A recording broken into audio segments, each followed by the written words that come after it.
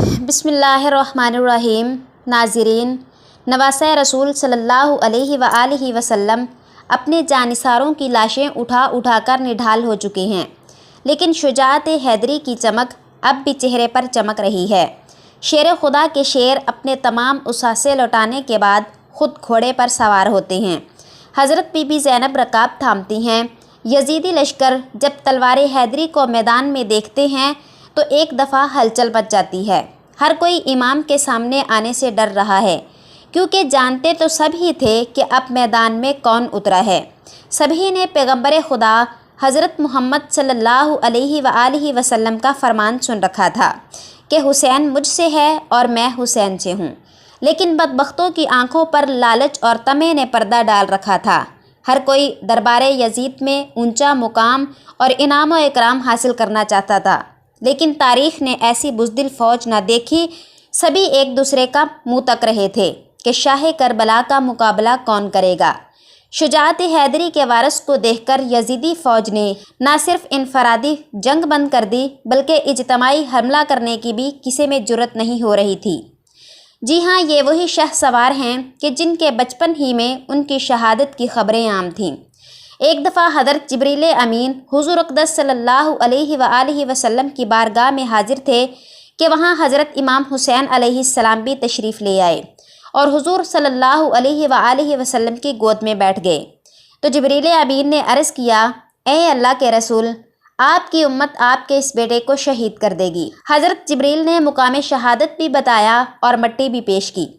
اب حال یہ ہے کہ نواسۂ رسول حضرت امام حسین علیہ السلام میدان کی طرف بڑھ رہے ہیں اور بزدل فوج دور سے تیر چلا رہی ہے کہ کہیں اگر یہ ہمارے قریب پہنچ گئے تو ہم نہیں بچ پائیں گے۔ امام علی مقام کو تیر لگ چکے ہیں۔ شمشیر حیدری پر پورا لشکر یکبارگی سے حملہ آور ہوتا ہے۔ خوف کے مارے فوجیوں کی گردنیں کٹ رہی ہیں۔ سینکڑوں فوجی جہنم واصل ہو چکے ہیں کہ اچانک امام علی مقام کو اذان کی آواز آئی اور آپ نے اپنی تلوار روک دی اور نماز پڑھنے کی مہلت مانگی۔ یہی وہ وقت تھا کہ جب شمر کے جوش دلانے پر مالک کندی نے پیچھے سے ایک ایسا وار کیا کہ تلوار کلاہ مبارک کو کاٹتی ہوئی کاسۂ سر تک پہنچ گئی۔ خون کا فوارہ نکل پڑا۔ جیسے جیسے وقت گزرتا گیا، امام کے جسم پر تلواروں، نیزوں اور تیروں کے زخم بڑھتے جا رہے تھے، لیکن پھر بھی کسی کی ہمت نہ تھی کہ شجاعت کے اس کوہ گراں کو شہید کر سکے۔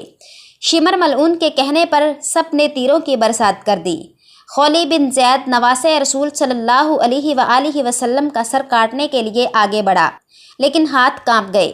پھر بدبخت اور ذلیل سنان بن انس آگے بڑھا اور انعام و اکرام کی لالچ میں امام علی مقام کا سر اقدس تن سے جدا کر دیا۔ ملعون ابن زیاد کے حکم پر تمام سر نیزوں پر چڑھا دیے گئے۔ ناظرین، شہادت حسین انسانی تاریخ کا ایک غیر معمولی واقعہ ہے کہ پیغمبر کے پیروکاروں نے ہی اپنے نبی صلی اللہ علیہ وآلہ وسلم کے نواسے کو بے دردی سے شہید کر کے ان کا سر اقدس نیزے پر سجایا۔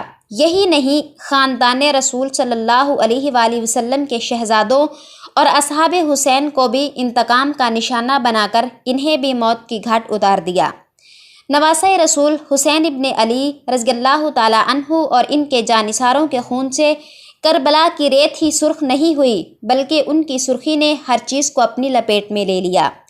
محدثین بیان کرتے ہیں کہ امام علی مقام کی شہادت پر نہ صرف دنیا روئی، زمین و آسمان نے بھی آنسو بہائے۔ محدثین بیان کرتے ہیں کہ نواسۂ رسول صلی اللہ علیہ وآلہ وسلم کی شہادت کے وقت بیت المقدس میں جو پتھر بھی اٹھایا جاتا اس کے نیچے سے خون نکلا۔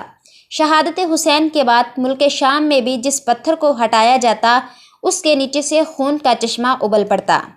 ناظرین، محدثین کا کہنا ہے کہ شہادت حسین پر پہلے آسمان سرخ ہوا اور پھر سیاہ ہو گیا۔ امام طبرانی معجم الکبیر میں محمد بن سیرین سے روایت کرتے ہیں کہ حضرت امام حسین علیہ السلام کی شہادت کے وقت آسمان پر سرخی چھائی رہی۔ وقت آسمان جمے ہوئے خون کی مانند ہو گیا۔ حضرت امام حسین کی شہادت کے بعد سید زادیوں کو قیدی بنا لیا گیا۔ اب اسیران کربلا کا قافلہ شہیدوں کے سروں کے ساتھ کوفہ کی جانب روانہ ہو جاتا ہے۔ ادھر کربلا کی تپتی ریت پر سید زادوں کے جسم بغیر سروں کے بے گور و کفن پڑے ہیں۔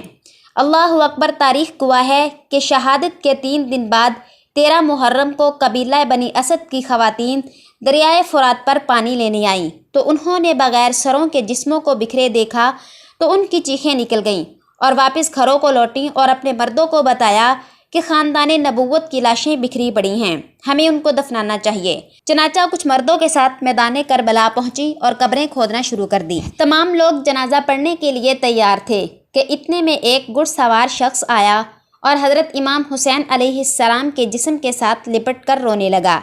اس شخص کا رعب و دبدبہ اتنا تھا کہ ان کے لیے مصلی خالی کر دیا گیا۔ انہوں نے نماز جنازہ پڑھائی اور پھر ایک ایک جسم کو نام سے پکارتے اور دفن کرتے رہے۔ سب سے آخر میں حضرت عباس علمدار کو دفنایا گیا۔ جب وہ گھڑ سوار جانے لگا تو قبیلہ بنی اسد نے پوچھا کہ آپ کون ہیں؟